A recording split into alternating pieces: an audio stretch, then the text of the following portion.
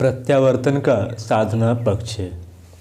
गायत्री महामंत्र का दार्शनिक और साधनात्मक पक्ष कितना प्रखर है यह कहने की आवश्यकता नहीं। इन 24 अक्षरों में जिन तथ्यों और प्रेरणाओं का समावेश है उस आधार पर इस महामंत्र को संसार का सबसे महत्वपूर्ण तत्व दर्शन, सबसे छोटा किंतु सबसे महान सार्वभौम धर्मशास्त्र कहा जा सकता है। इन अक्षरों पर जितना विचार किया जाए उतने ही बहुमूल्य मणिमुक्त हस्तगत होते हैं। इसमें भरी शिक्षाएं देश, काल, धर्म, जाति से ऊपर हैं। इसमें विश्व मानव के लिए आत्मिक एवं भौतिक रीति नीति अपनाने का ऐसा उच्च स्तरीय मार्गदर्शन किया गया है जिसे अपनाने पर अभाव और अशांति का कहीं कोई कारण शेष रह ही नहीं सकता। गायत्री मंत्र का दूसरा पक्ष शक्ति साधना है। भौतिक शक्तियाँ विद्युत, ताप, भाप, अणु ऊर्जा आदि यंत्र उपकरणों द्वारा प्राप्त की जाती है और उनसे विविध सुविधा साधन उपलब्ध किए जाते हैं। आत्मिक शक्तियों के समस्त स्रोत मानवीय कायिक लेवल में विद्यमान है। चेतन की क्षमता जड़ की तुलना में असंख्य गुना अधिक है। चैतन्य शक्तियों ने ही जड़ जगत को बनाया है और वे ही उसका नियंत्रण करती है। रेलगाड़ी कितने ही मूल्य की क्यों न हो, वह चेतन ड्राइवर के बिना निरर्थक ही बनी रहेगी। विश्व में संव्याप्त चेतन सत्ता के औजार उपकरणों को ही जड़ जगत में काम करने वाले शक्ति प्रवाहों में गिना जा सकता है। अनंत अंतरिक्ष में बिखरी हुई चेतन ब्रह्म सत्ता से संपर्क कैसे बनाया जाए और उन विभूतियों से व्यक्ति को, विश्व को कैसे लाभान्वित किया जाए, इसके समस्त रहस्य और उपकरण मनुष्य के काय कलेवर में भरे पड़े हैं। इन महान संबंध सूत्रों का उपयोग करने की विधि विधान को ही साधना विज्ञान कहते हैं। चेतनात्मक ब्रह्म सत्ता से संपर्क स्थापित करने और उससे उपयोगी विभूतियाँ उपलब्ध करने की विधा ही साधनात्मक योग प्रक्रिया है। इसी को ब्रह्म विद्या कहते हैं। दिव्य चेतना के अभिष्ट अवतरण का विज्ञान ही साधना उपक्रम है। इसके लिए यो अन्य विधि विधान भी प्रचलित है, पर सार्वभौम, सर्वसुलभ और समुचित फलप्रद साधना गायत्री महामंत्र के शक्ति पक्ष की ही है। गायत्री उपासना के दो पक्ष हैं, सामान्य और असामान्य। सामान्य उपासनाओं के में सर्वसाधारण के लिए सुगम पड़ने वाले, दैनिक नित्य क्रम में प्रयुक्त होने वाले तथा नवरात्र आदि पर्वों पर किए जाने वाले छोटे बड़े अनुष्ठान आते हैं। उच्च स्तरीय असामान्य साधनाओं में वे उपक्रम आते हैं जिन्हें गायत्री महाविज्ञान के तृतीय खंड में गायत्री योग साधना के संदर्भ में बताया समझाया गया है। उच्च स्तरीय गायत्री साधना को पंचकोशी साधना कहते हैं। गायत्री माता की कुछ मूर्तियाँ तथा तस्वीरें ऐसी भी मिलती हैं जिनमें उनके 5 मुख दिखाए गए हैं। आलंकारिक रूप में उन्हें पंचकोश कह सकते हैं। मानवीय सत्ता का एक ही कायिक लेवर हृदय इंद्रिय गम्य है, इसे अन्नमय कोश कहते हैं। इसके भीतर क्रमशः अधिक सूक्ष्म होते चले गए कलेवरों की परतें भी हैं। केले के तने में, प्याज की गांठ में एक के भीतर एक परतें होती है। मानवीय सत्ता में भी ऐसी ही परतें हैं। इनमें एक अन्नमय कोश देखा जा सकता है। शेष 4 प्राणमय कोश, मनोमय कोश, विज्ञानमय कोश, आनंदमय कोश सूक्ष्म और अदृश्य है। शरीर के अंतर्गत बाहुबल और मनोबल आते हैं। श्रम, पुरुषार्थ एवं बुद्धिबल से हम कितना कुछ उपार्जन उपयोग करते हैं यह स्पष्ट है। संसार की साधना संपदाएं इसी एक कोश की उपलब्धि है। शेष 4 सूक्ष्म कोश दृश्यमान स्थूल कोश की तुलना में असंख्य गुना अधिक बलिष्ठ है। उनमें जो अदृश्य क्षमताएं भरी पड़ी है उनका लेखा जोखा ले सकना सामान्य बुद्धि के लिए प्रायः असंभव ही है। योगियों, सिद्ध पुरुषों, ब्रह्मज्ञानियों, तत्ववेत्ताओं, महामानवों की अलौकिक क्षमताओं का यदा कदा विवरण सुना देखा जाता है। जो नहीं सुना देखा गया वह और भी अधिक विस्तृत और रहस्यपूर्ण है। इस समस्त अलौकिकता को अदृश्य कोशों का जागरण प्रतिफल ही कह सकते हैं। इन दिव्य आवरणों से सामान्य भूमिका का अतिक्रमण करके असामान्य बन सकता है। पंचकोशों का अनावरण जागरण गायत्री महामंत्र की उच्चस्तरीय पंचकोशी साधना से संबंधित है। इसके लिए सरल विधि विधान प्राण प्रत्यावर्तन सत्र की साधना पद्धति में समर्पित किया गया है। 4 दिन के सत्र में इसकी भूमिका इस प्रकार अभ्यस्त करा दी जाती है कि उसे भविष्य में नियमित साधना का अंग बना लिया जाए तो क्रमशः आत्मोत्कर्ष की, आत्मबलवर्धन की दिशा में क्रमिक किंतु तीव्र प्रगति की जा सकती है। विशिष्ट प्रगति करने वाले इसी मार्ग पर चलते हुए कुंडलिनी जागरण जैसी महान उपलब्धियां भी प्राप्त कर सकते हैं। मानवीय कायिक लेवर में 60 चक्रों का अस्तित्व है। इन्हें सिद्धियों और विभूतियों का रत्न भंडार कहा जाता है। देवी सत्ताओं के द्वारा महत्वपूर्ण आदान प्रदान इन्हीं केंद्रों द्वारा होता है। कुंडलिनी जागरण प्रक्रिया षटचक्र भेदन के साथ जुड़ी हुई है। इस चक्र भेदन प्रक्रिया को पंचकोश अनावरण का ही दूसरा विधान कह सकते हैं। षट चक्रों का नाम आज्ञा चक्र, विशुद्धाक्य चक्र, अनाहत चक्र, मणिपुर चक्र, स्वादिष्ठान चक्र, मूलाधार चक्र है। इनके अतिरिक्त मूर्धन्य चक्र हैं, ब्रह्मरंध्र स्थित सहस्रार चक्र।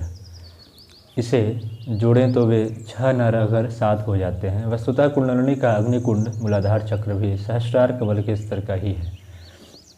इन दोनों को काया का उत्तरी ध्रुव और दक्षिणी ध्रुव भी कह सकते हैं। सर्वविदित है कि पृथ्वी पर जो अंतर्ग्राही ब्रह्मांडीय आदान प्रदान हैं उसके ये दोनों ध्रुव ही आधार हैं।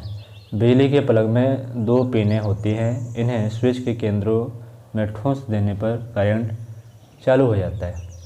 ठीक इसी प्रकार पृथ्वी और ब्रह्मांड के बीच भौतिक शक्तियों का महत्वपूर्ण आदान प्रदान इन ध्रुव केंद्रों द्वारा ही होता है।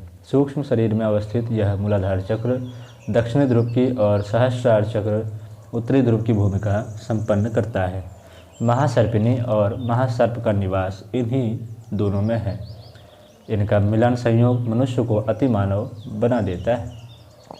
यहाँ कुंडलिनी जागरण तथा षट चक्र भेदन प्रक्रिया का वर्णन अप्रासंगिक होगा।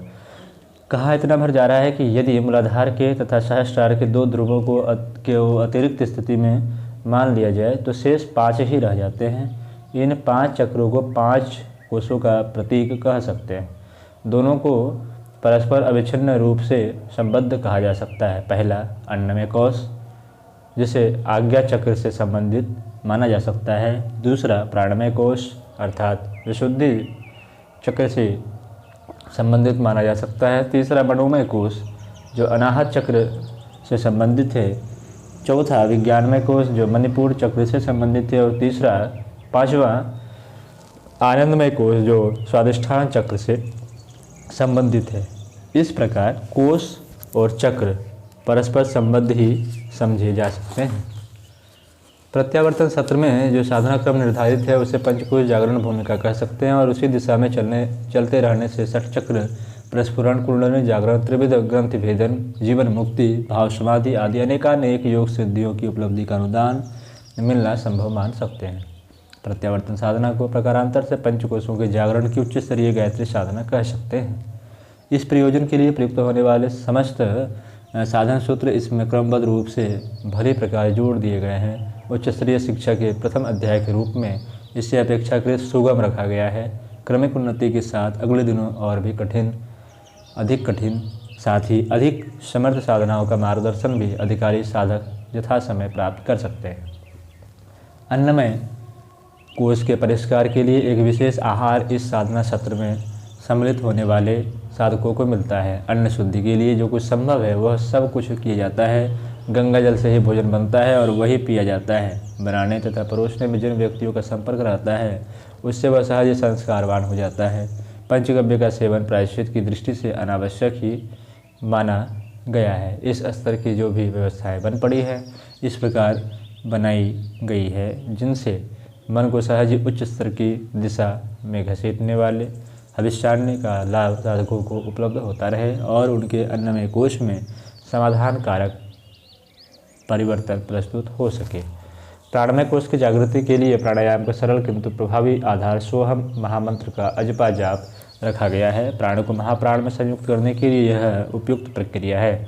अनंत अंतरिक्ष में जिस श्वास प्रश्वास क्रिया द्वारा चैतन्य विद्युत महाप्राण को खींचा जाता है उसके लिए यो 10 प्राणायाम अन्य भी है, पर उनमें सर्वश्रेष्ठ सोहम के प्राणयोग को ही माना गया है। वह बिना जोखिम और बिना झंझट का भी है। 5 प्राण प्राणापान, समान, उदान और व्यान इसी प्रक्रिया के अंतर्गत सजग समर्थ बनाए जा सकते हैं और 5 उपप्राण नाग, कुर्म, कृकल, देवदत्त, धनंजय भी इस साधना से परिष्कृत समुन्नत होते हैं। आज की स्थिति में सर्वसाधारण के शारीरिक मानसिक स्तर को देखते हुए प्राण योग का सर्वसुलभ माध्यम सोहम का अजपा जाप ही निर्धारित किया जा सकता है। मनोमय कोश की जागृति के लिए मनोनिग्रह की साधना क्रम अपनाने पड़ते हैं। इसके लिए बिंदु योग, त्राटक, प्रकाश ज्योति का आज्ञा चक्र में अवतरण सर्वश्रेष्ठ माध्यम है। मन का निवास मस्तिष्क में है और मस्तिष्क का नियंत्रण आज्ञा चक्र से होता है। शिव और दुर्गा के चित्रों में जो तीसरा नेत्र चित्रित है वह इस महाकेंद्र में अवस्थित शक्ति सत्ता का परिचय देता है। महाशिव भगवान शिव ने उपद्रवकारी मनसिज, मनोज, कामदेव को इसी दिव्य नेत्र का अनावरण करके भस्म किया था। मन की उछल कूद कुमारगामिता को निरस्त नियंत्रित करने के लिए आज्ञा चक्र को ज्योतिर्मय बनाना ऐसा साधना चक्र है जिससे मनोनिग्रह की समस्या इस स्तर के अन्य सभी साधनों की अपेक्षा अधिक अच्छी तरह हल हो जाती है। बिंदु योग की साधना इससे प्रयोजन के लिए है और साधक प्रत्यक्ष अनुभव करता है कि उसका मन क्षेत्र किसी ऐसे दिव्य प्रकाश से भर गया जिससे मनोगत कुत्साओं एवं उच्छृंखलताओं को हतप्रभ होना पड़ेगा। मनोजय की दिशा में बिंदु योग से त्राटक ज्योति अनावरण की ध्यान धारणा से कितनी सहायता मिलती है इसे अनुभव के आधार पर सहज ही जाना जा सकता है। विज्ञान में कोष की उत्पत्ति जागृति के लिए मध्यांतर 2 साधनाएं हैं, आत्मबोध और तत्वबोध। जीवन तथ्य की गरिमा, गंभीरता तथा यथार्थता को समझना, अनुभव करना ही विज्ञान है। दर्पण के माध्यम से अपने गर्हित और एक महत्तम स्तर का विचार विश्लेषण किया जाता है और आत्मसत्ता को उच्च स्तरीय स्थिति तक पहुंचाने के लिए उभारा उमगाया जाता है। आत्मदेव में को इष्ट देव में परिणत करने की आत्मबोध साधना ब्रह्म विद्या के उस महान प्रयोजन को पूरा करती है जिसमें भूमा, ऋतंभरा प्रज्ञा एवं आत्मजागृति के आधार पर भवबंधन कटने और जीवन लक्ष्य प्राप्त होने की प्रेरणा दी गई है।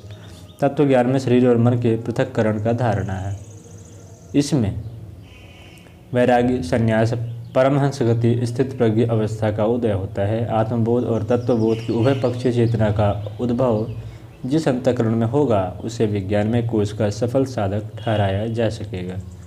प्रत्यावर्तन साधना क्रम में अभ्यंतरम में कोष की जागृति के लिए 2 साधनाएं हैं। पहला खेचरी मुद्रा अर्थात जीवा को तालू से सटाकर ब्रह्मरंध्र से टपकने वाले अमृत बिंदुओं का रसास्वादन। दूसरा नाद योग और नादानुसंधान। इसके माध्यम से मन मयूर को नृत्य करने का, वेणुनाद पर चलने वाले रास उल्लास का अनुभव कराते हैं और अंतःकरण को आनंद उल्लास भरी भूमिका का रसास्वादन होता है। साधना के 3 स्तर हैं, आरंभिक, माध्यमिक, उच्च स्तरीय। इन्हें प्राइमरी स्कूल, हाई स्कूल और कॉलेज कह सकते हैं। प्राइमरी स्कूल की त्रित साधना है जिसमें पंच तत्वों से बना प्रतिमा स्वरूप भगवान, पूजारत पंच तत्वों से बना शरीर, पंच तत्वों की पूजा सामग्री। इस प्रकार यह पार्थिव पूजा प्रारंभिक साधना कही जाती है। देवालयों में कर्मकांड उपचारों में यही प्रक्रिया काम करती है। कथा, कीर्तन, परिक्रमा, यात्रा, स्नान, तर्पण प्रभृति विविध क्रियाकलाप इसी स्तर के हैं। यह बाल कक्षा है। द्वैत में ध्यान की प्रधानता है। भक्त और भगवान की परस्पर भावनाओं का आदान प्रदान, सानिध्य, सामीप्य, सालोक्य, सारूप्य अनुभव इसी भूमिका से किया जाता है। इसे हाई स्कूल स्तर की द्वैत साधना कह सकते हैं। अंतिम उच्च स्तरीय साधना अद्वैत की है। इसे कॉलेज कक्षा कह सकते हैं जिसमें ब्रह्म और जीव का परस्पर समर्पण होता है। जीव अपनी सत्ता ब्रह्म में होमता है और ब्रह्म अपनी विभूतियाँ जीव पर उड़ेलता है। इस आदान प्रदान में दोनों की ही तृप्ति होती है। इसे आत्मा और परमात्मा का विवाह बंधन ब्रह्म संबंध कह सकते हैं। प्रत्यावर्तन सूत्र की प्रायः सभी साधनाएं इसी समर्पण योग की पृष्ठभूमि विनिर्मित करती है, इसलिए उसे उच्चतम स्तर की वेदांतोक्त अद्वैत साधना कह सकते हैं। उक्त साधना क्रम को संक्षिप्त में फिर एक बार यहाँ प्रस्तुत किया गया है। इस संदर्भ में सच्चाई एवं विवेचन विश्लेषण को समझने में अधिक सुविधा होगी। पहले चरण में प्रातः 5 से 5:15 बजे तक शिथिलीकरण मुद्रा, शवासन, शरीर को बिना तनाव का बनाना, अधिकाधिक शिथिल करना, मृतक जैसी स्थिति में शरीर में ढीलापन लगना। दूसरा चरण 5:15 से 5:30 बजे तक उन्मुने मुद्रा, मन को विचार रहित खाली कर देना, प्रलय काल जैसे नीचे नील जल एवं ऊपर नीले आकाश के बीच अपने को एकाकी बालक की तरह कमल पत्र पर पड़े हुए बहते जाने की भावना करना, संसार में वस्तुओं और व्यक्तियों का सर्वथा अभाव अनुभव करना, सर्वथा नीरवता का ज्ञान करना। तीसरा चरण 5:30 से 6:30 बजे तक खेचरी मुद्रा, जिह्वा को तालू पर उलटकर ब्रह्मरंध्र से टपकने वाले आनंद और उल्लास को उभय स्तर के अमृत बिंदुओं का रसास्वादन करना। आनंद अर्थात संतोष, हर्ष, उल्लास अर्थात ऊर्ध्वगमन के लिए उमंग, उत्साह। चौथे चरण में 7:30 से 8 बजे तक आधा घंटा गायत्री मंत्र की 5 मालाओं का जप काल में आधे समय मलमूत्र से सनी मलिनता के कारण माता का अपनी गोद में न लेना, स्नान कराया जाना और पोछा जाना, तदुपरांत माता की गोद में प्रश्रय और प्यार दुलार मिलना। जप के अंत में सूर्य अर्घ देते हुए अपनी उपलब्धियों को जल रूप मानकर ब्रह्मवर्चस्व के प्रतीक भगवान आदित्य के चरणों में समर्पित विसर्जित करना। 5वें चरण में 8 से 8:45 बजे तक पौन घंटा सोहम साधना आरंभ के 15 मिनटों में श्वास लेने के साथ साथ सो तथा श्वास निकलते समय हम के ध्यान की भावना करना। उसके उपरांत श्वास के रूप में महाप्राण का शरीर के रोम रोम में प्रवेश और हम के रूप में निकृष्ट स्तर की अहंता का बहिष्कार। 6वें चरण में 8:45 से 9:30 बजे तक का पौन घंटा बिंदु योग त्राटक, प्रकाश बत्ती पर दृष्टि जमाना, आंखें बंद करना और भ्रू मध्य भाग आज्ञा चक्र में प्रकाश ज्योति का ध्यान जमाना। उस प्रकाश का शरीर के प्रत्येक अवयव एवं मन के प्रत्येक स्तर में प्रवेश अनुभव करना और अपने सत्ता की कण-कण में दैवी प्रकाश की ज्योति जगमगाती अनुभव करना। 7वें चरण में 9:30 से 10 बजे तक आधा घंटा नाद योग का पूर्वार्ध, भगवान की बंसी जैसी पुकार प्रेरणा में अपने लिए आवाहन का आमंत्रण मानना और रास नृत्य की तरह ईश्वरीय संकेतों पर थिरकने की भाव विभोर स्थिति में पहुंचना। 8वें चरण में 3 से 3:45 बजे तक पौन घंटा आत्मबोध, दर्पण में अपनी छवि देखते हुए अब तक के अवरोधों के लिए अपने को उत्तरदायी मानते हुए भर्त्सना करना और भविष्य में सतपथ गमन के लिए अनुरोध अनुग्रह करना। इसी कलेवर में शैतान और भगवान की परस्पर विरोधी सत्ताएं अवस्थित देखना। दोनों में से एक को चुनना, आत्मसत्ता के भीतर समाये हुए इष्ट देव का अभिवंदन और प्रत्यक्ष करना। भविष्य में उसे देव स्तर का बनाने का विश्वास करना, उसी उज्ज्वल स्वरूप को ईश्वर प्राप्ति का प्रत्यक्षीकरण मानना और उस स्तर के अभी से श्रद्धांजलि समर्पित करना। 9वें चरण में 3:45 से 4:30 बजे तक पौन घंटा तत्वबोध, शरीर और आत्मा का पृथक्करण, अपने शरीर का मृतक स्थिति में कुत्ते कौवे कीड़ों द्वारा खाया जाना, जलाया गाड़ा जाना देखना। अपने को किसी ऊंचे स्थान पर बैठकर ये सब दृश्य देखने की स्थिति में रखना, शरीर और मन को आत्मा का वाहन उपकरण मात्र समझना, उनके स्वार्थ और अपने स्वार्थ में अंतर करना, उपलब्ध क्षमता में से कितना अंश इन वाहनों के लिए रखना और कितना आत्मकल्याण के लिए रखा जाना चाहिए, इसका निर्णय करना। 10वें चरण में 4:30 से 5 बजे तक आधा घंटा नाद योग का उत्तरार्ध, इस बार उच्च दृष्टिकोण अपनाकर संसार के मनुष्यों में बिखरे हुए उत्कृष्टता के तत्व का अनुभव करना और विध्यात्मक दृष्टिकोण के अनासक्त मनः स्थिति के फलस्वरूप मिलने वाले स्वर्गीय आनंद की अनुभूति में संगीत ध्वनि के साथ साथ हर्षोल्लास भरे भाव नृत्य में संलग्न होने की अनुभूति कराना। इन 10 साधनाओं पर ध्यान देने से प्रतीत होगा कि इनका भाव पक्ष तत्व दर्शन के सारभूत सिद्धांतों का एक संतुलित समन्वय है। इस ब्रह्म विद्या के 4 आधार हैं। पहला आत्मचिंतन, दूसरा आत्मसुधार, तीसरा आत्मनिर्माण और चौथा आत्म विकास।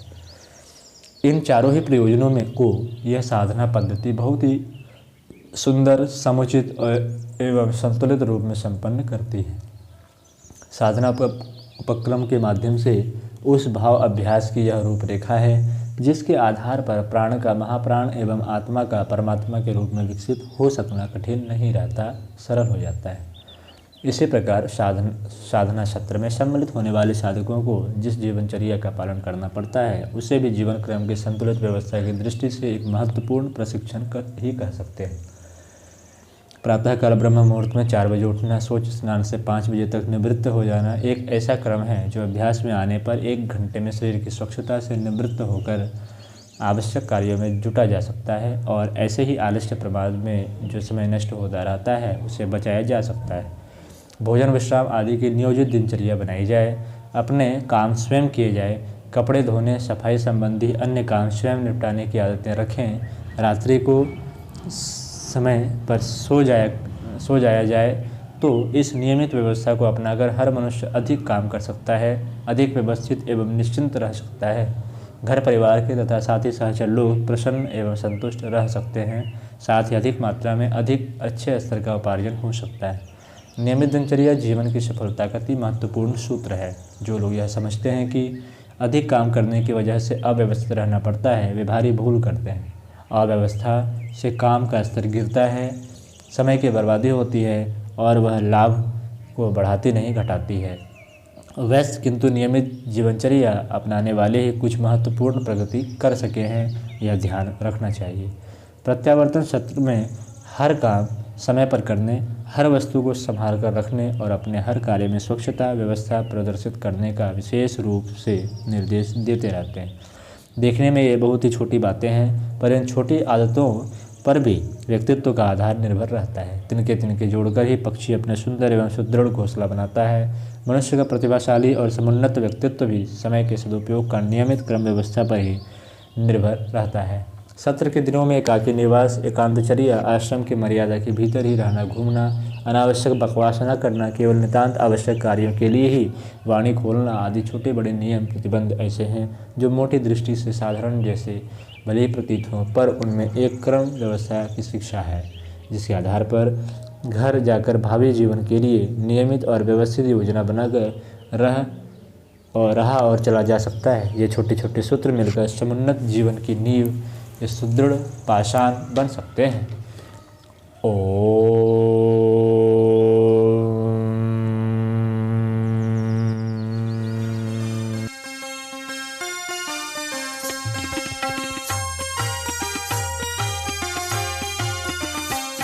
चलो गुरुदेव के सपने सजाने की शपथ ले लें।